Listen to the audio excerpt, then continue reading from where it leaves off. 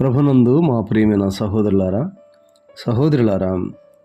మార్చి 27వ తారీఖున దైవ మర్మములను పుస్తకంలో నుండి అపోస్తలుల కార్యములు 22వ అధ్యాయము 10వ వచనం. ప్రభువా, నేనేమి చేయవలెను? చాలామంది పిల్లలు మిఠాయిలు మరేమైనా కావలసినప్పుడు తండ్రి యొద్దకు వెళుదురు, కానీ తండ్రి నీకేమైనా సహాయం చేయవలెనా అని ఎన్నడూ చెప్పరు. అట్లు చెప్పువారు బహు కొద్దిమంది.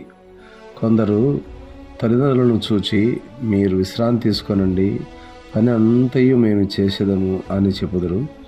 ఇది సరైన విధానము. ప్రభువా, నిన్నెలాగూ సంతోషపరచగలను? ఏ విధముగా నేను మిమ్మను సంతృప్తిపరచగలను? మీకు ఆదరణ, నెమ్మది నేనెట్లు కలుగజేయగలను అని నీవు అడిగేదవా? ఈ విధముగా అడుగు వారికి ఆయన జవాబిచ్చును.